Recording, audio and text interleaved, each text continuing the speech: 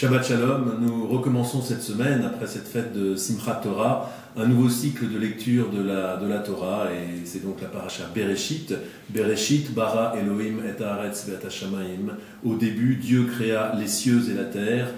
Cette paracha qui nous parle de tous les commencements et qui exerce sur nous une véritable fascination, parce que nous sentons que ce sont les choses premières, comme disait Lévinas, qui nous sont comptées ici dans cette paracha. Cette fascination, plus précisément, tient à un certain nombre de raisons. Tout d'abord, le début du monde correspond avec le début du livre. C'est là une image très forte, on le sait dans la culture occidentale, que le début du récit corresponde avec le début de ce qui fait monde, le début du cosmos.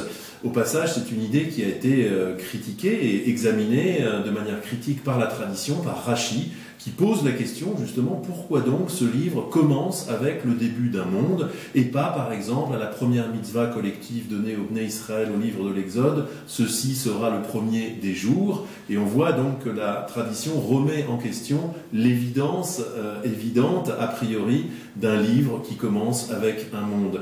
Un deuxième thème de fascination, c'est le fait que cette création soit associée à la notion de parole.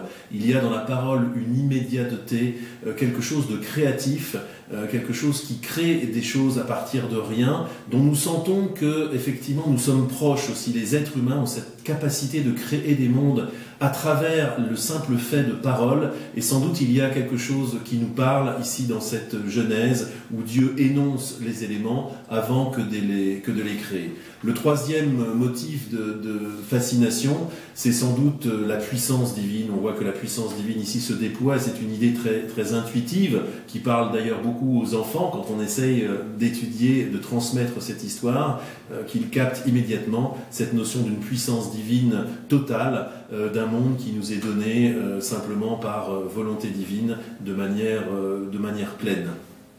Eh bien, c'est justement ces idées d'évidence que j'aimerais examiner de manière critique à travers deux paroles de la tradition qui précisément remettent en cause cette idée d'une simplicité, d'une évidence, et nous allons voir que ces enseignements sont extrêmement féconds. La première des choses qui vient à l'encontre de ce magnifique Bereshit bara Elohim, cette création évidente qui découle de la première phrase, c'est qu'en fait il n'y a pas une création du monde, mais il y a trois créations du monde différentes. Sitra go Sitra, dit le Zohar, c'est un secret à travers un secret. Il y a en fait différents niveaux d'existence qui sont imbriqués les uns dans les autres. Et si l'on suit de manière grammaticale, avec un critère très simple, le nombre d'occurrences du verbe bara, qui signifie créer, en fait ce sont trois créations successives qui nous sont données, et non pas une. Et chaque création est inclue dans la précédente, en quelque sorte, comme des poupées russes.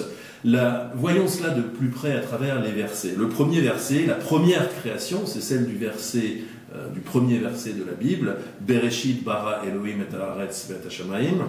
Dieu crée l'ensemble des éléments, il n'y avait rien, et le voilà donc ex nihilo, une création des différents éléments que Dieu va ensuite organiser.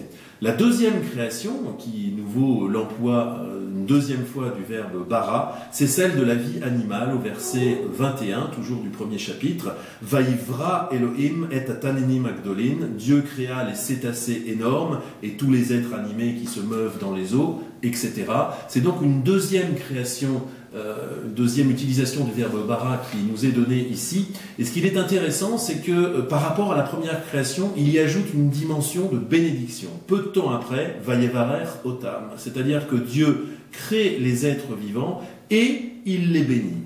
Et deuxième élément intéressant, il y a aussi un deuxième ajout à cette sorte de créatures que sont les êtres vivants. Il les astreint à un commandement, Pérou ou Révou ou Milou, croissez, multipliez, emplissez. C'est-à-dire que par rapport à la première bénédiction, à la première création des éléments du cosmos, il y a deux éléments nouveaux.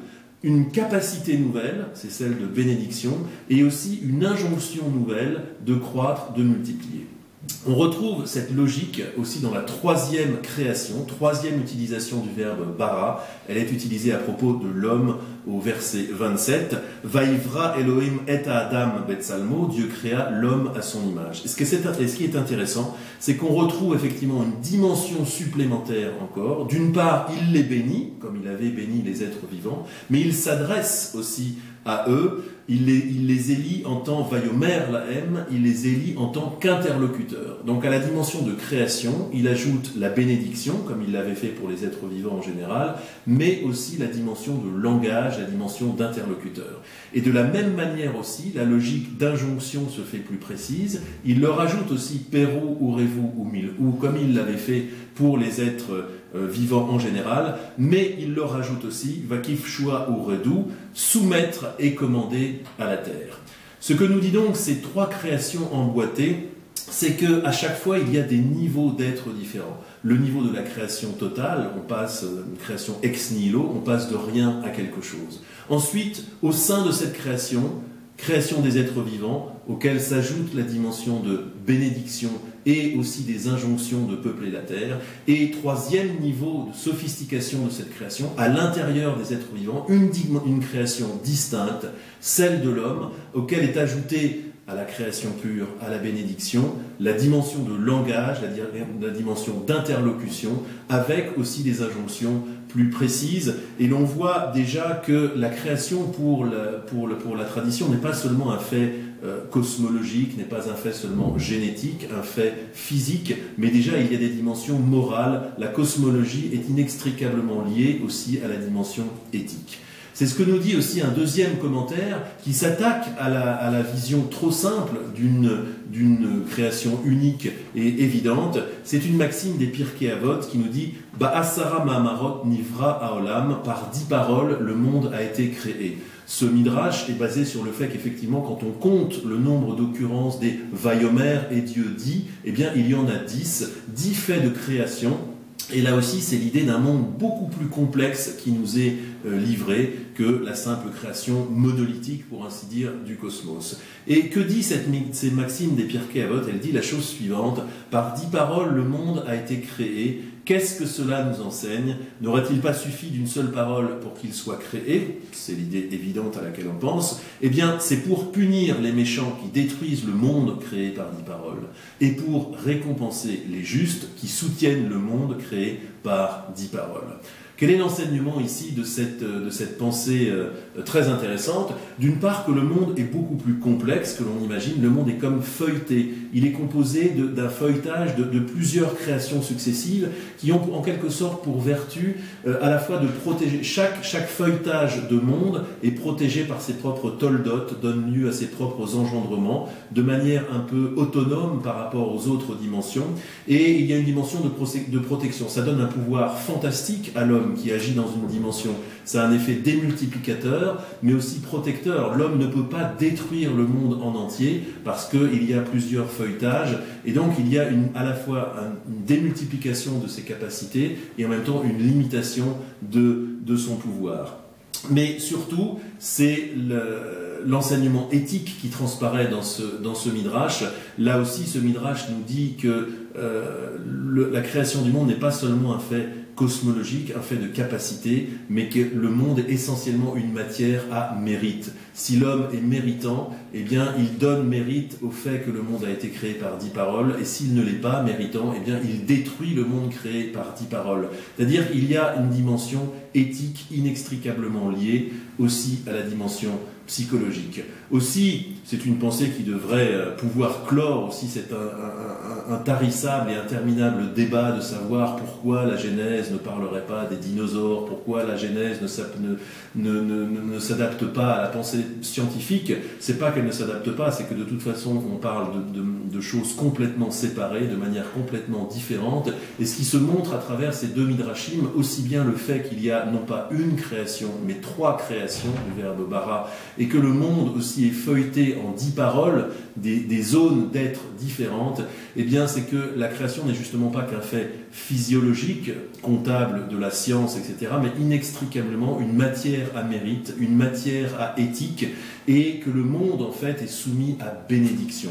Ce n'est pas encore dit dans la Genèse, mais c'est véritablement la dimension que va arriver va apporter le premier personnage important, Abraham par la suite, c'est qu'il va comprendre que le monde est soumis à bénédiction, quelque chose d'invisible, à vrai dire, qui n'est pas directement visible dans les éléments qui se donnent de cette cosmologie, mais que le monde est destiné à croître de manière morale, de manière éthique, par le comportement de l'homme dans le monde. C'est sans doute l'une des leçons les plus importantes de cette paracha Bereshit. Le monde nous est donné dans ses éléments, dans ses capacités, mais il y a différents niveaux d'être. Il y a le niveau physique, il y a le niveau de la bénédiction, qui est un potentiel de croissance qui repose sur la conscience humaine, et le niveau du langage, qui est le niveau proprement humain, qui élit l'homme à hauteur de l'interlocution comme interlocuteur de Dieu, et donc un mélange inextricable de cosmologie et d'éthique. C'est sans doute ça qu'il nous faut retenir pour ce nouvel cycle de lecture qui va nous occuper pendant toute cette année 5775. Shabbat Shalom.